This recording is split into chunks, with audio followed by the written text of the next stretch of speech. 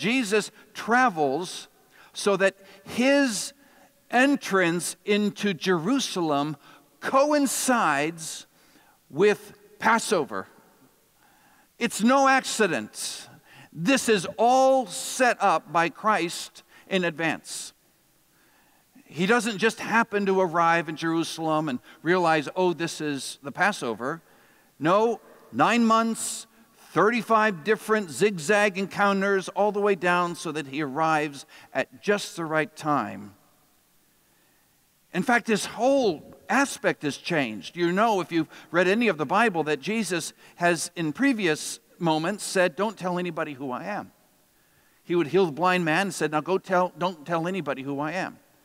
He would do this and said, now don't say a word about what's happened to you. But here, he's on a donkey, on a colt. And he is making his way, and there's this massive parade. And suddenly, the one, Jesus, who was reticent about being discovered, is the subject of a parade at Passover that he perfectly plans. Let me read the text. Mark chapter 11, verse 1 through 11.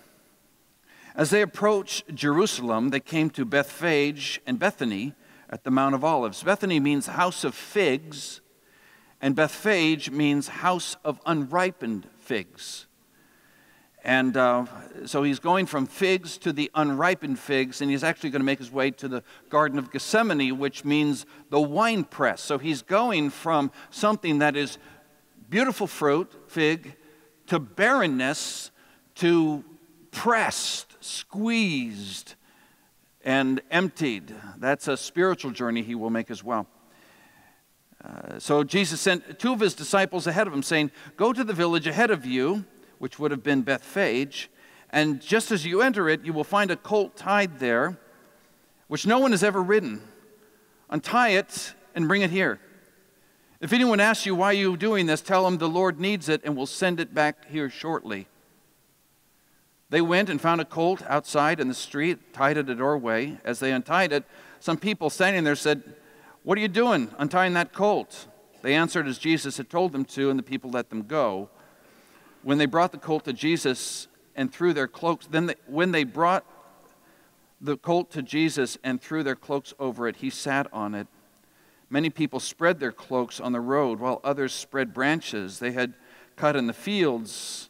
The Gospel of John tells us they also had big branches of palm that they would wave as Jesus was in this procession. Those who went ahead and those who followed shouted, Hosanna, which means save us. Blessed is he who comes in the name of the Lord. Blessed is the coming kingdom of our father David. Save us, O Lord, in the highest. Jesus entered Jerusalem and went to the temple. He looked around at everything, but since it was already late, he went out to Bethany with the 12. It's a strange thing, isn't it, that Jesus would take 9 months on a journey that would normally take 3 or 4 days, that he would zigzag across the countryside to arrive at just the right time at Passover, that he would send disciples ahead of him and say, look, you're going to go there and you'll find a colt tethered up. Bring that colt. Oh, and the people there, just tell them the Lord needs it and they'll let you take it. In other words, Jesus had set that up too. This is not a miracle. Jesus had gone ahead of them and said, look, you got a colt, tie it up. In 2 days, 3 days, I'm going to send my disciples here to find your tethered colt and bring it to me. What is going on? What on earth is being communicated through this amazing journey of Jesus? And it is this, friends, that Jesus is giving us the biggest show and tell event in the New Testament, besides the cross.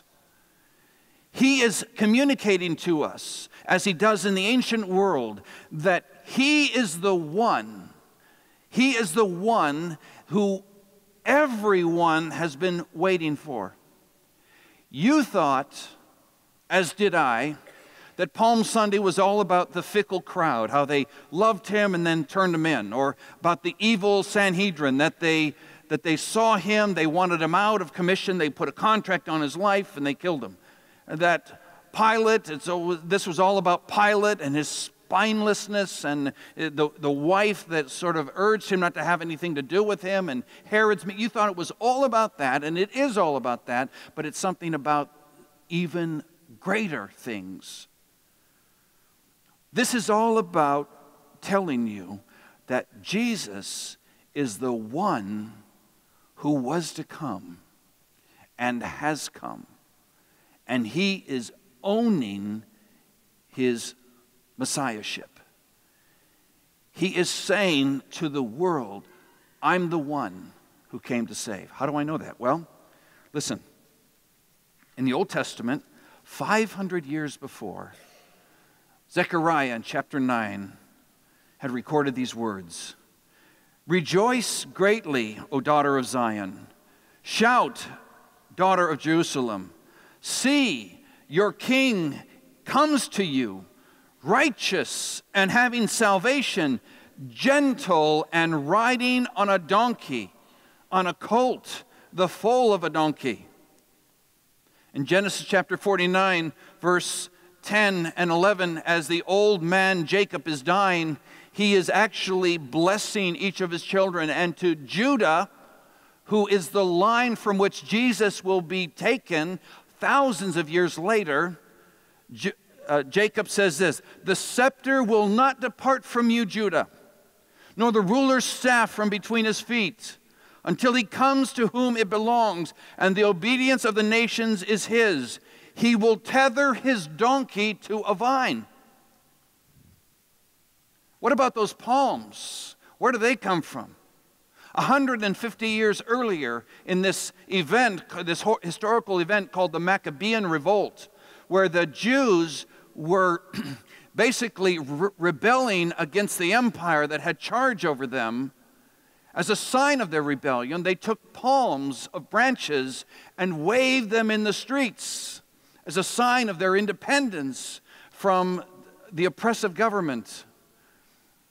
And the people then are saying Hosanna, which is not a liturgical word. It's a word that says, save us. So get this. You get Jesus, who coincides his entry in Jerusalem with Passover. You get him riding on a donkey that was prophesied by the prophet Zechariah 500 years before. You have him, the donkey, tethered to a branch that was prophesied by Jacob thousands of years before. You have people along the way yelling, save us, save us, save us, save us. And you have Jesus right on his way into Jerusalem. What do you think the message is? That he is the one that is come to save us. Without question, he is the one who has come. That's the scene from the Sunday that changed, of the week that changed your life. I promise you, you've never heard this before. You've never known that this was really what was behind this whole Palm Sunday experience, because all the other ideas of Palm Sunday have come and replaced it. But there is one unmistakable message of what Jesus is trying to communicate in every action he takes. That he is the one that will free you from your sin. We thank you for joining us online. The ministries of Christ Church Plano are made possible by generous contributions from our members and viewers. If you have found this sermon meaningful and would like to make a gift of support, please visit christchurchplano.org/give. Thank you.